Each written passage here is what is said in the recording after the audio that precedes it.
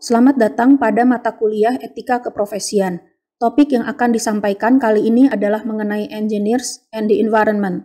Buatlah catatan-catatan penting mengenai setiap subtopik yang akan dibahas.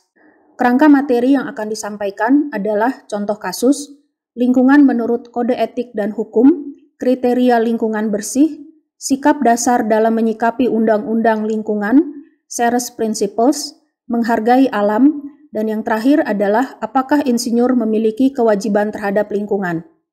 Mark Holtz-Apple, seorang profesor teknik kimia dari Texas A&M University, adalah model seorang insinyur yang memperhatikan lingkungan. Pada awal karirnya, Holtz-Apple memutuskan berkomitmen untuk mengembangkan teknologi yang efisien energi dan ramah lingkungan dalam risetnya. Berikut ini adalah 4 area risetnya. Yang pertama, konversi biomasa. Ia mengembangkan suatu proses yang mengkonversi material biologi menjadi bahan bakar dan bahan kimia yang bermanfaat. Bahan baku untuk proses tersebut adalah limbah padat perkotaan, lumpur dari limbah padat perkotaan, sampah pertanian, misalnya ampas tebu, berbagai limbah jagung atau kotoran ternak, dan energi dari tumbuhan, misalnya energi dari tebu atau sorghum.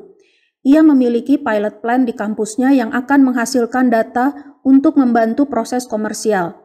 Prosesnya berkelanjutan dan dapat mereduksi emisi gas rumah kaca. Yang kedua, pendingin udara berbasis air. Pendingin udara ini tidak menggunakan refrigerator yang merusak lingkungan. Penggunaan energinya lebih efektif dibandingkan pendingin udara biasa. Yang ketiga, mesin star rotor.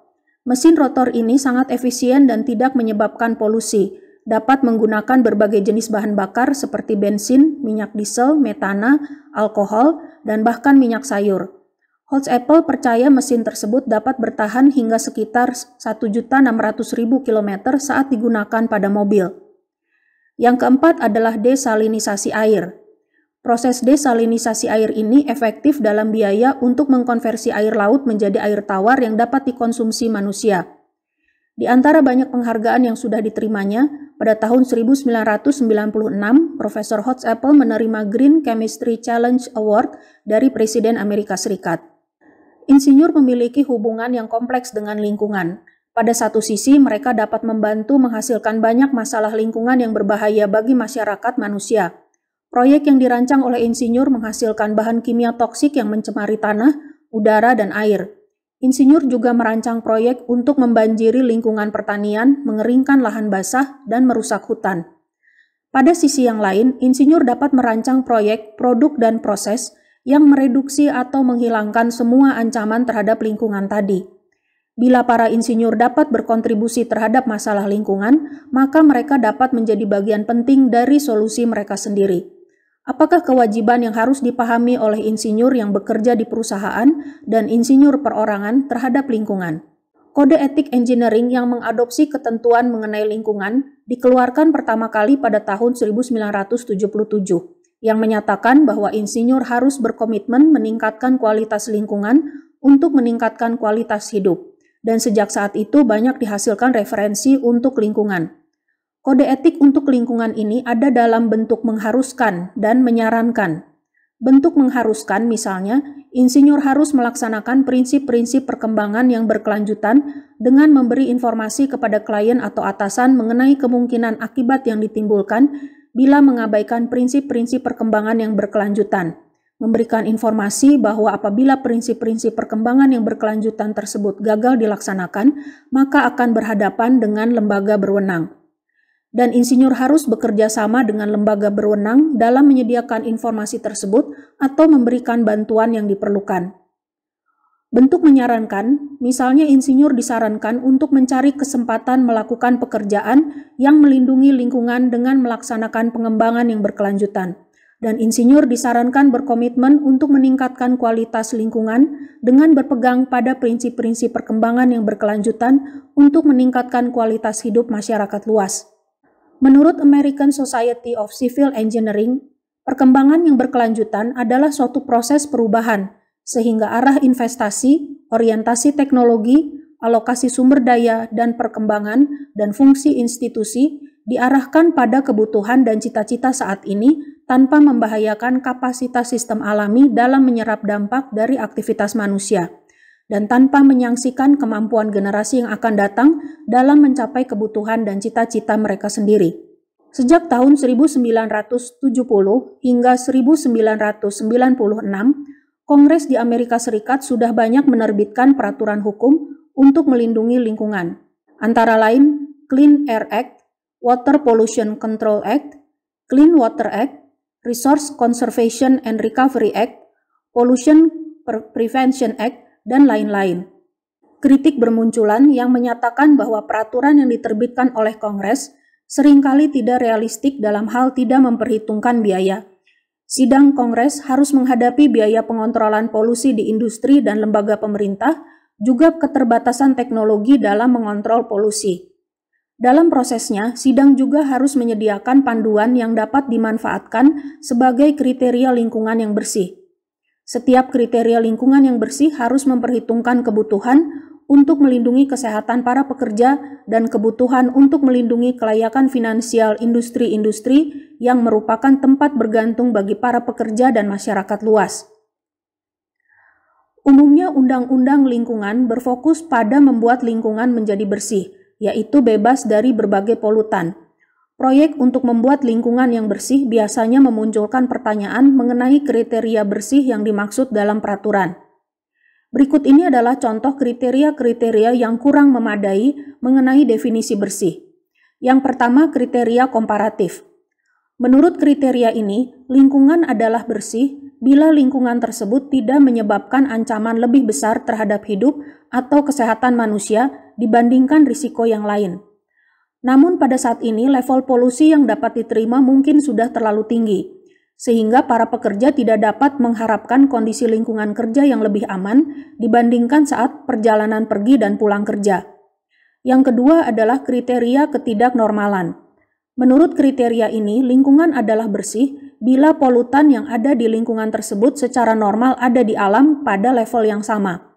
Namun level polusi di alam bervariasi dan kadang-kadang dapat diterima hanya karena tidak dapat dihindari.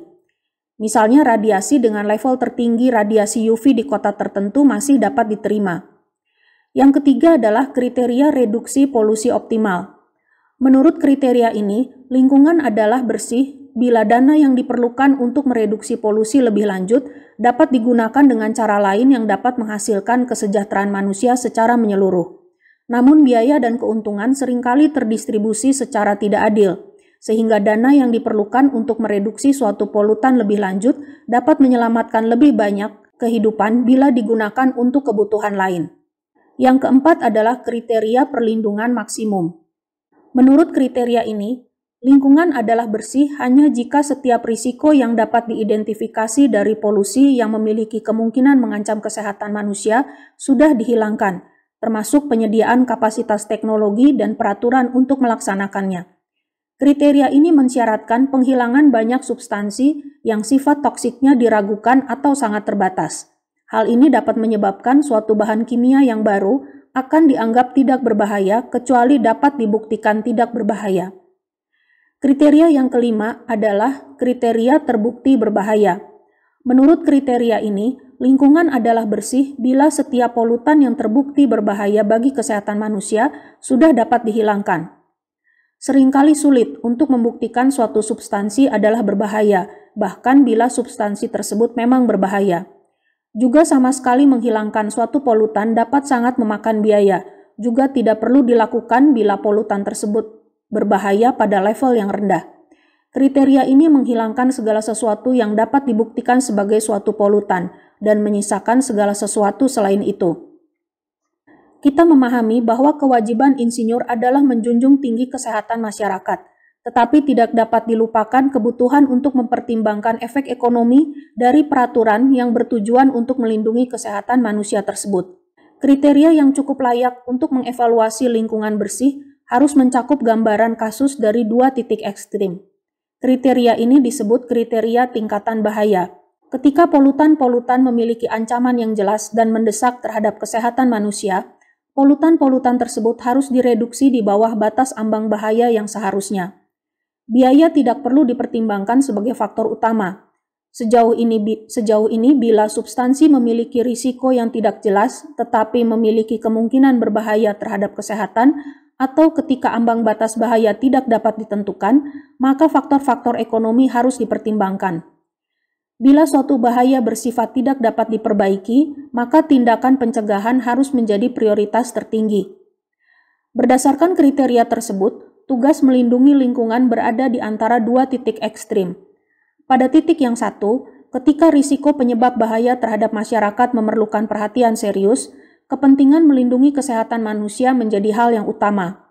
Dalam beberapa kasus, kepentingan ini memerlukan penghilangan hampir seluruh polusi. Pada titik ekstrim yang lain, ketika risiko terhadap kesehatan manusia sangat rendah atau tidak dapat ditentukan, pertimbangan biaya dan keuntungan sangat diperlukan. Walaupun analisis biaya dan keuntungan tidak dapat digunakan untuk menentukan sejauh mana ancaman harus dihilangkan, namun analisis tersebut dapat digunakan untuk menentukan sejauh mana ancaman yang mencurigakan tetapi yang tidak dapat ditentukan harus dihilangkan. Kebijakan seperti ini menuntun interpretasi insinyur terhadap banyak kode etik rekayasa untuk melindungi kesehatan masyarakat. Tetapi kebutuhan untuk melindungi lingkungan harus disertai dengan persyaratan-persyaratan yang lebih ketat. Berikut ini 3 contoh kasus yang dapat mengaplikasikan kriteria tersebut. Yang pertama, Insinyur Vivian bekerja di Shady Chemical. Perusahaan ini mempunyai sejarah panjang menghasilkan pestisida yang bukan hanya berbahaya bagi lingkungan, tetapi juga memberikan ancaman terhadap pekerjaan pembuatnya, petani yang menggunakannya, dan konsumen yang memakan makanan yang diaplikasikan dengan pestisida tersebut. Ketika salah satu produk dilarang oleh pemerintah, prosedur yang biasa dilakukan oleh Shady Chemical adalah sedikit memodifikasi formula produk tersebut sehingga tidak lagi masuk ke dalam batas larangan. Pada saat produk baru tersebut dilarang, akan ada bentuk yang lebih baru yang siap untuk dipasarkan. Vivian diminta untuk membantu pengembangan salah satu produk Shady Chemical yang paling sukses. Perusahaan itu telah belajar dari sumber yang dapat dipercaya bahwa produk tersebut akan segera dilarang karena telah diketahui bersifat karsinogenik dengan tingkat yang tinggi. Untuk memenuhi kebijakan tersebut, Shady Chemical ingin menemukan substansi sebagai bahan aktif dalam pestisida yang semirip mungkin dengan produk terdahulu. Walaupun tidak dapat dipastikan bahwa produk hasil modifikasi memiliki sifat toksik yang serupa dengan produk terdahulu hingga dilakukan pengujian yang menyeluruh, Vivian mempunyai alasan untuk percaya bahwa substansi yang diusulkan mempunyai sifat yang lebih berbahaya. Dengan demikian, Shady Chemical telah melanggar kriteria tingkatan bahaya. Yang kedua mengenai Insinyur Bob. Pabrik tempat Insinyur Bob bekerja baru saja menemukan bahwa limbah yang dibuang ke atmosfer mengandung suatu bahan kimia baru yang berasal dari salah satu lini produksi yang baru. Bahan kimia ini secara struktur serupa dengan suatu kelompok bahan kimia yang telah dinyatakan aman oleh lembaga regulasi pemerintah. Tidak ada alasan untuk curiga bahwa bahan kimia tersebut berbahaya, walaupun efeknya terhadap manusia memerlukan pengujian menyeluruh. Unit urusan lingkungan pabrik memonitor bahan kimia baru tersebut dan mempersiapkan diri untuk menghilangkan bahan kimia tersebut dari buangan pabrik bila ditemukan alasan kecurigaan, bahkan bila bahan kimia baru tersebut tidak dilarang oleh pemerintah. Dalam kasus ini, perusahaan Bob memperlihatkan cukup perhatian terhadap kesehatan manusia dan tidak melanggar kriteria tingkatan bahaya. Yang ketiga mengenai Insinyur Melinda. Insinyur Melinda bekerja di pabrik yang telah mengidentifikasi suatu bahan kimia baru dalam limbah yang masuk ke sungai terdekat. Bahan kimia tersebut bukan merupakan substansi yang terdaftar, walaupun struktur kimianya serupa dengan substansi yang telah diketahui bersifat karsinogenik dalam konsentrasi tinggi. Menghilangkan substansi tersebut akan menjadi sangat mahal, tetapi layak secara ekonomi. Ini adalah kasus yang cukup sulit untuk diputuskan. Dalam situasi ini, kriteria tingkatan bahaya tampaknya mengharuskan pabrik untuk paling sedikit melakukan persiapan untuk menghilangkan substansi tersebut dari limbahnya. Melinda memerlukan lebih banyak informasi sebelum ia merasa yakin mengenai implikasi kriteria tingkatan bahaya dalam kasus ini. Pentingnya melakukan analisis menyeluruh terhadap fakta-fakta tidak bisa terlalu ditekankan. Pada tahun 1987, telah dilakukan survei mengenai sikap yang diambil oleh industri terhadap undang-undang lingkungan, dan ditemukan 3 kelompok sikap dasar yang berbeda yang semuanya dapat diaplikasikan terhadap manajer, insinyur perorangan, dan kebijakan perusahaan. yaitu yang pertama, sikap subminimal. Industri dalam kelompok ini melaksanakan seminimal mungkin, terkadang kurang dari yang diperlukan dalam memenuhi peraturan lingkungan. Mereka tidak menugaskan petugas secara full-time untuk menangani masalah lingkungan, menyediakan sedikit sumber dana untuk mendukung masalah lingkungan, dan melanggar peraturan lingkungan. Bila lebih murah untuk membayar pajak dibandingkan melakukan perubahan, maka itulah yang akan mereka lakukan. Industri dalam kelompok ini umumnya berpegang bahwa tujuan utama perusahaan adalah menghasilkan uang, dan peraturan lingkungan hanya menghalangi tujuan ini. Yang kedua, sikap minimalis atau sekedar melaksanakan. Perusahaan yang mengadopsi sikap ini menerima peraturan pemerintah sebagai biaya yang dikeluarkan dalam melakukan bisnis, tetapi sering tanpa semangat atau komitmen. Sering menunjukkan sikap skeptis mengenai nilai-nilai dalam peraturan lingkungan. Namun biasanya perusahaan ini telah memiliki kebijakan yang mapan yang mengatur masalah-masalah lingkungan dan memiliki unit terpisah yang ditugaskan untuk itu. Dan yang ketiga adalah sikap progresif. Perusahaan-perusahaan seperti ini responsif terhadap permasalahan lingkungan dan mendapat dukungan penuh dari CEO. Perusahaan mempunyai divisi lingkungan dengan pegawai yang lengkap, menggunakan peralatan berkualitas tinggi, dan umumnya mempunyai hubungan yang baik dengan lembaga pemerintah terkait. Perusahaan umumnya memperlihatkan dirinya sebagai rekan yang baik dan percaya bahwa hal tersebut adalah usaha jangka panjangnya dalam melaksanakan peraturan, karena dengan melakukan itu akan menghasilkan niat baik dalam masyarakat dan menghindari tuntutan hukum. Lebih jauh lagi, mereka secara jujur berkomitmen terhadap perlindungan lingkungan dan bahkan meningkatkan kualitas lingkungan. Mark Holtz-Apple adalah contoh insinyur perorangan yang mengadopsi sikap progresif.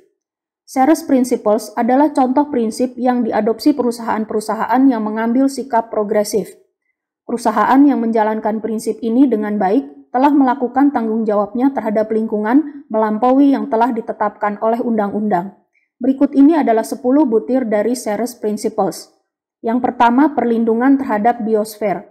Mereduksi dan meningkatkan kemajuan dalam menghilangkan semua substansi penyebab kerusakan lingkungan dan menjaga habitat serta melindungi lahan terbuka dan hidupan liar dalam melestarikan keanekaragaman hayati. Yang kedua, pemanfaatan sumber daya hayati yang berkelanjutan. Menggunakan sumber daya hayati terbarukan secara berkelanjutan seperti air, tanah, dan hutan, dan menggunakan sumber daya tidak terbarukan secara berhati-hati. Yang ketiga, mereduksi dan membuang limbah. Mereduksi dan bila memungkinkan menghilangkan limbah dan menangani serta membuang limbah menggunakan metode yang aman dan bertanggung jawab. Yang keempat, melestarikan energi. Melestarikan energi dan meningkatkan efisiensi energi dalam semua operasi dan mencoba menggunakan sumber energi yang aman untuk lingkungan dan secara berkelanjutan. Yang kelima, mereduksi risiko. Berusaha keras untuk meminimalkan risiko lingkungan, kesehatan, dan keamanan bagi karyawan dan masyarakat sekitar, dan mempersiapkan diri untuk keadaan darurat. Yang keenam, produk dan layanan yang aman. Mereduksi dan bila memungkinkan menghilangkan penggunaan, perakitan, atau penjualan produk-produk dan layanan yang dapat menyebabkan kerusakan lingkungan atau kesehatan atau membahayakan keamanan, dan menginformasikan kepada pelanggan mengenai dampak produk atau layanan tersebut terhadap lingkungan. Yang ketujuh, restorasi atau pemulihan lingkungan. Secara tepat dan bertanggung jawab memperbaiki kondisi yang telah dirusak yang membahayakan kesehatan, keamanan, atau lingkungan, memperbaiki kerusakan, dan memulihkan kondisi lingkungan yang telah rusak. Yang kedelapan, memberikan informasi kepada masyarakat. Memberikan informasi secara teratur kepada setiap orang yang kemungkinan terdampak oleh kegiatan perusahaan yang mempengaruhi kesehatan, keamanan, atau lingkungan, dan menahan diri untuk melakukan pembalasan terhadap pegawai yang telah melaporkan insiden berbahaya kepada manajemen atau pihak berwenang. Yang kesembilan, komitmen manajemen. Dalam proses pelaksanaan prinsip-prinsip ini, harus dipastikan bahwa Dewan Komisaris dan CEO diberi informasi lengkap mengenai masalah-masalah lingkungan dan bertanggung jawab penuh terhadap kebijakan lingkungan, serta menjadikan pelaksanaan komitmen terhadap lingkungan sebagai suatu faktor dalam menyeleksi anggota Dewan Komisaris. Dan yang terakhir, melakukan audit dan pelaporan. Melakukan evaluasi diri terhadap kemajuan dalam mengimplementasikan prinsip-prinsip ini dan membuat laporan tahunan Ceres Principles yang dibuka kepada masyarakat. Menghargai alam demi untuk alam itu sendiri mungkin merupakan cara satu-satunya yang dapat menentukan tindakan tertentu yang dirasakan oleh kebanyakan orang sebagai sesuatu yang benar. Bila kita memperhatikan beberapa perbedaan penting, kita dapat melihat bahwa ada insinyur perorangan atau perusahaan yang memperhatikan hal yang membahayakan lingkungan jika hal tersebut secara langsung dan jelas mengancam kesehatan manusia. Sikap ini disebut sebagai perhatian terhadap lingkungan yang berhubungan dengan kesehatan. Insinyur dan perusahaan juga dapat memperhatikan lingkungan bahkan ketika kesehatan manusia tidak secara langsung dipengaruhi. Sikap ini disebut sebagai perhatian terhadap lingkungan yang tidak berhubungan dengan kesehatan. Ketika insinyur memperhatikan perlindungan lingkungan karena mengotori udara dan air dapat meningkatkan karsinogen, contoh ini menunjukkan perhatian terhadap lingkungan yang berhubungan dengan kesehatan. Proyek-proyek rekayasa sering mempunyai dampak terhadap lingkungan, bahkan ketika kesehatan manusia tidak terdampak secara langsung. Seorang insinyur dapat diminta merancang bendungan yang akan merusak sungai alam atau membanjiri ribuan hektar lahan pertanian. Insinyur juga dapat diminta untuk merancang tempat penggergajian yang berlokasi di tengah-tengah hutan berusia tua atau untuk merancang sebuah kondominium yang akan dibangun di atas lahan basah. Bila seorang insinyur menolak proyek-proyek tersebut dengan alasan adanya perlakuan terhadap lingkungan, maka penolakan itu didasarkan pada perhatian terhadap lingkungan yang tidak berhubungan dengan kesehatan. Perbedaan penting yang lain adalah antara nilai intrinsik alam dan nilai instrumental alam.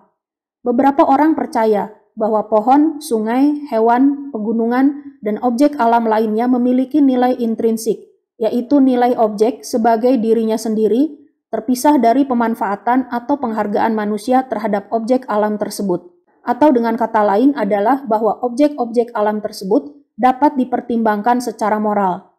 Sedangkan beberapa orang lain berpendapat bahwa objek-objek alam hanya memiliki nilai instrumental, yaitu nilai sejauh objek tersebut dapat dimanfaatkan dan dihargai oleh manusia.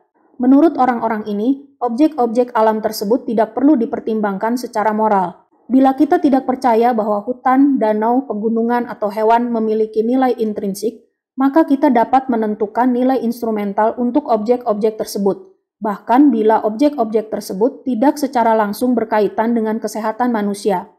Perusakan hutan dapat mempengaruhi suplai kayu dan kesempatan wisata. Perusakan spesies tumbuhan dan hewan dapat mengganggu ekosistem dan kesempatan wisata. Membanjiri lahan pertanian akan mengurangi suplai makanan bagi generasi saat ini dan yang akan datang. Mengeringkan lahan basah dapat merusak ekosistem yang pada akhirnya akan mempengaruhi kesejahteraan manusia.